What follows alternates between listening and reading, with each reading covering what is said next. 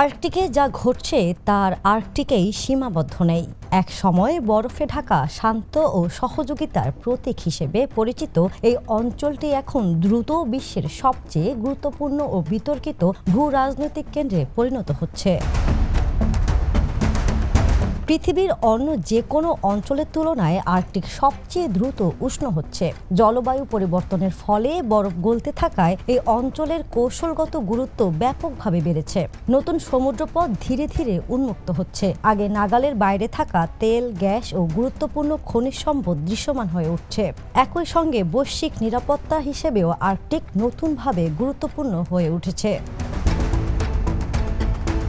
Arctic সার্কেলের ভেতরে ৮টি দেশের ভূখণ্ড রয়েছে: যুক্তরাষ্ট্র, Canada, Russia, Norway, Denmark, Iceland, Sweden ও ফিনল্যান্ড। ঠান্ডা যুদ্ধের সময় এই অঞ্চল ছিল যুক্তরাষ্ট্র ও সোভিয়েত ইউনিয়নের মধ্যে সম্ভাব্য পারমাণবিক সংঘাতের রূপ। তবে ঠান্ডা যুদ্ধের অবসানের পর সামরিক উত্তেজনা কমে আসে এবং গবেষণা ও পরিবেশ সুরক্ষায় সহযোগিতার লক্ষ্যে গঠিত হয় আর্কটিক কাউন্সিল। এই চিত্র বদলে যায় ২০২২ সালে ইউক্রেনে রাশিয়ার আগ্রাসনের পর। এর ফলে ফিনল্যান্ড ও সুইডেন ন্যাটোতে যোগ দেওয়ার উদ্যোগ নেয়, আর আর্কটিক কার্যত রাশিয়া ও ন্যাটো সদস্য দেশগুলোর মধ্যে এক নতুন কৌশলগত বিভাজনে পরিণত হয়। রাশিয়া আর্কটিকে পুরনো সোভিয়েত যুগের সামরিক ঘাঁটি পুনরায় চালু করেছে এবং সেখানে আধুনিক অস্ত্র ও পারমাণবিক সক্ষমতা মোতায়েন করছে।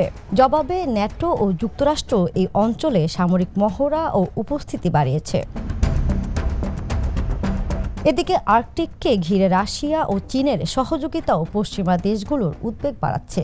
নিজেকে নিকট আর্কটিক রাষ্ট্র হিসেবে দাবি করা চীন গবেষণা, জ্বালানি ও অবকাঠামো খাতে বিনিয়োগ বাড়াচ্ছে। পাশাপাশি যুক্তরাষ্ট্র গ্রিনল্যান্ডকে জাতীয় ও আন্তর্জাতিক নিরাপত্তার জন্য অত্যন্ত গুরুত্বপূর্ণ বলে বিবেচনা করছে।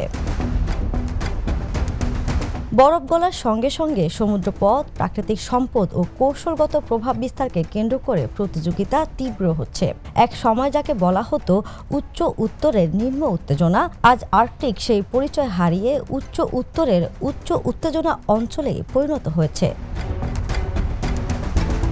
আন্তর্জাতিক ডেস্ক, দ্য নিউজ।